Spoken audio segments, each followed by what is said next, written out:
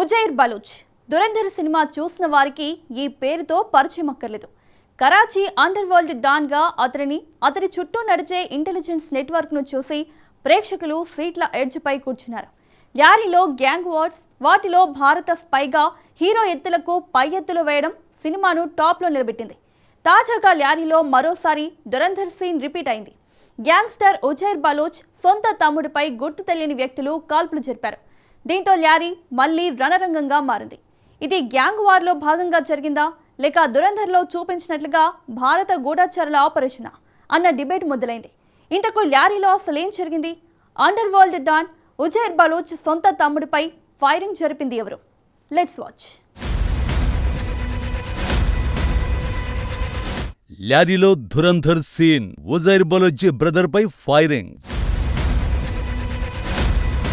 జుబైర్ బలూచ్ పై ఫైరింగ్ జరిపింది భారత గూఢచారులేనా? ల్యారీలో మళ్లీ గ్యాంగ్ వార్స్ ఎందుకు మొదలయ్యాయి? ల్యారీ దురంధర్ సినిమాకు ముందు వరకు పాకిస్తాన్కు భారత నిఘా వర్గాలకు మాత్రమే తెలిసిన ప్రాంతం. దురంధర్ సినిమాతో ఆల్మోస్ట్ ప్రపంచమంతా తెలిసింది. అందుకారణం అక్కడి గ్యాంగ్ వార్స్, భారత గూఢచారుల యాక్షన్ ప్లాన్స్. ఆ సినిమాలో గుర్తుండిపోయే పాత్రలో ఉజైర్ బలూచ్ పాత్ర ఒకటి. అక్షయ్ ఖన్నా పోషించిన రెహమాన్ డకాయత్ కు అత్యంత నమ్మకస్తుడైన అనుచరుడిగా ఉజైర్ పాత్ర చూపించారు. ఇందులో రణ్వీర్ సింగ్ జస్కిరత్ సింగ్ రంగి అనే భారత గూఢచారి పాత్రను పోషించాడు. హంజా అలీ మజారిగా పేరు మార్చుకుని ల్యారీలోని గ్యాంగ్స్ లోకి చొరబడి మన దేశానికి ముప్పుగా మారిన తీవ్రవాద నెట్వర్క్ ను నిర్మూలించే మిషన్ లో భాగమవుతాడు. ఉజైర్ బలూచ్ తోనే తిరుగుతూ రెహమాన్ డకాయత్ సహా టాప్ టెర్రరిస్టుని ఎలిమినేట్ చేస్తాడు. తాజాగా ల్యారీలో అలాంటి సీన్ రిపీట్ అయింది. ఉజైర్ బలూచ్ సొంత సోదరుడిపైనే గుర్తు తెలియని వ్యక్తులు కాల్పులు జరిపారు. ఈ వ్యవహారం ల్యారీని మరోసారి రణరంగంగా మార్చేసింది. జుబైర్ బలూచ్ అజ్ఞాత వ్యక్తులు కాల్పులు జరిపింది ఇతడిపైనే. ఇతడు ఉజైర్ బలూచ్ బ్రదర్. 40 ఏళ్ల జుబైర్ బలూచ్ ల్యారీ ప్రాంతంలో ఉన్న సాకివారా రోడ్డులోని సింగు లేన్ వద్ద గల తన ఇంటి వెలుపల నిల్చున్న సమయంలో గుర్తు తెలియని వ్యక్తులు కాల్పులు జరిపారు.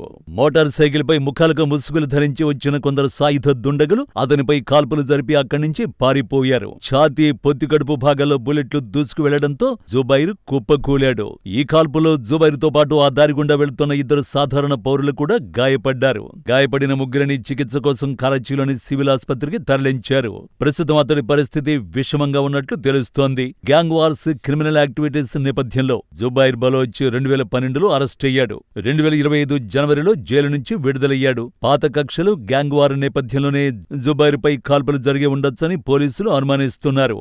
నెటిజన్లు మాత్రం ఈ దాడిని దురంధర్ తరహా గూఢచార దాడిగా పేర్కొంటూ జుబైర్ బలూచ్ హ్యాష్ ట్యాగ్ ను ట్రెండ్ చేస్తున్నారు.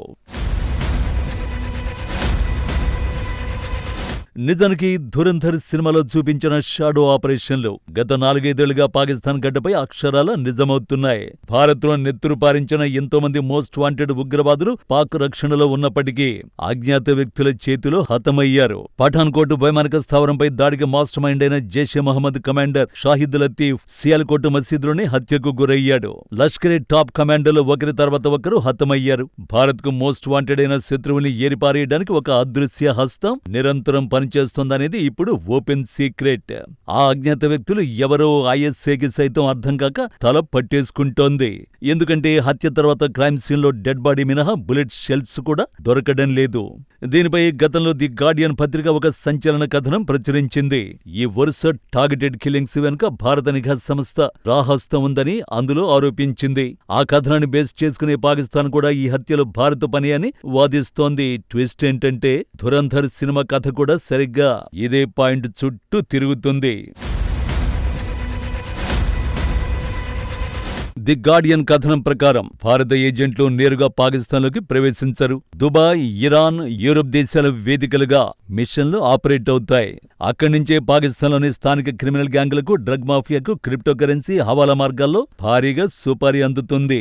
సమాచారం లీక్ కాకుండా కేవలం టార్గెట్ ను ముగించడమే లక్ష్యంగా సాగే ఈ ప్లానింగ్ హాలీవుడ్, బాలీవుడ్ స్పైస్ సినిమాలను తలపిస్తోందని పాకిస్తాన్ దర్యాప్తు అధికారులు సైతం అంగీకరిస్తున్నారు. అయితే అంతర్జాతీయ వేదికలపై పాకిస్తాన్ చేస్తున్న ఈ ఆరోపణలన్నీ ఆరోపణలన్నింటినీ భారత విదేశాంగ శాఖ ఖండించింది. పాక్లో పెరుగుతున్న ఉగ్రవాదాన్ని, శాంతి భద్రతల వైఫల్యాన్ని కప్పిపుచ్చుకోవడానికే పాకిస్తాన్ ఆడుతున్న డ్రామాగా దీన్ని కొట్టిపారేసింది. కానీ గూఢచర్య ప్రపంచంలో ఒక నియమముంది. ఏ ఆపరేషన్లకైతే అధికారిక ముద్ర ఉండదో అవే అత్యంత విజయవంతమైన ఆపరేషన్లు. భారత్ అధికారికంగా ఖండిస్తున్నప్పటికీ పాక్ భూభాగంలో దాక్కున్న భారత వ్యతిరేక శక్తుల ఏరువెత్త వెనుక మన నిఘా వర్గాలే ఉన్నాయని అందుకు ధురంధర్ ఒక ఉదాహరణ అనేవారు ఉన్నారు. రక్షణ రంగ నిపుణులు ఈ మొత్తం పరిణామాలను ఇజ్రాయెల్ నిఘా సంస్థ మొసాద్ గతంలో చేపట్టిన ఆపరేషన్ రాత్ ఆఫ్ గాడ్తో పోలుస్తున్నారు. ఒకప్పుడు ఇండియా కేవలం దౌత్యపరమైన నిరసనలకే పరిమితమయ్యేది. కానీ 2019 పుల్వామా దాడి తర్వాత దేశ జాతీయ భద్రతా సిద్ధాంతంలో దూకుడు వచ్చింది. ధురంధర్ సినిమాలోని అజిత్ దోవల్ పాత్రధారి చెప్పే డైలాగుల తరహాలోనే శత్రువును వారి సేఫ్ జోన్లలోనే ఖతం చేసే వ్యూహాత్మక మార్పు ఇప్పుడు చాలా స్పష్టంగా కనిపిస్తోంది. అయితే ఈ వ్యవహారంలో నాణేనికి మరోవైపు కూడా పరిశీలించాలి. పాకిస్తాన్ దశాబ్దాలుగా ఉగ్రవాద సంస్థలకు, అండర్ వరల్డ్ మాఫియాకు స్వర్గధామంగా మారింది. పాములను పెంచితే అవి ఒకరోజు సొంత యజమానిని కరుస్తాయి అన్నట్లు లష్కరే తోయిబా, జైషే మహమ్మద్, స్థానిక ల్యారీ గ్యాంగుల మధ్య అంతర్గత ఆధిపత్య పోరు, డ్రగ్స్, డబ్బు పంపకాలు తేడాల వల్లే ఈ అంతర్గత ముఠా కక్షలు తలెత్తుతున్నాయని భారత్ బలంగా వాదిస్తోంది. ఇప్పుడు జుబైర్ బలోచ్పై జరిగిన దాడి కూడా పాత కక్షల ఫలితమేనని కరాచీ పోలీసులు కూడా ఒక కోణంలో దర్యాప్తు చేస్తున్నారు. ఈ ఎపిసోడ్లో మరో సంచలన కోణాన్ని తెరపైకి తెచ్చారు ల్యారీకి చెందిన ఒక స్థానిక సామాజిక కార్యకర్త.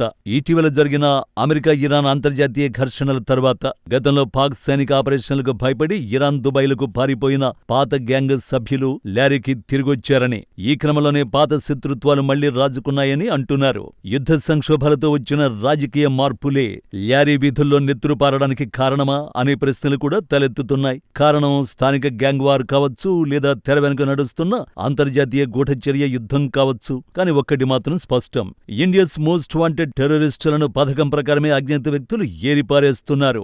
ధురంధర్ కేవలం ఒక వెండితెర సినిమా మాత్రమే కావచ్చు. కానీ కరాచీ వీధుల నుండి ఇస్లామాబాద్ హై సెక్యూరిటీ జోన్ల వరకు పాక్ నీడల్లో దాక్కున్న ప్రతి భారత వ్యతిరేక శక్తి ఇప్పుడు ప్రాణభయంతో వణికిపోవడానికి కారణం ఆ సినిమాలోని కథ నిజ జీవితంలో రిపీట్ కావడమే. ఈ స్పై థ్రిల్లర్లో నెక్స్ట్ వికెట్ ఎవరిదో ఆ అజ్ఞాత వ్యక్తులే డిసైడ్ చేస్తారు.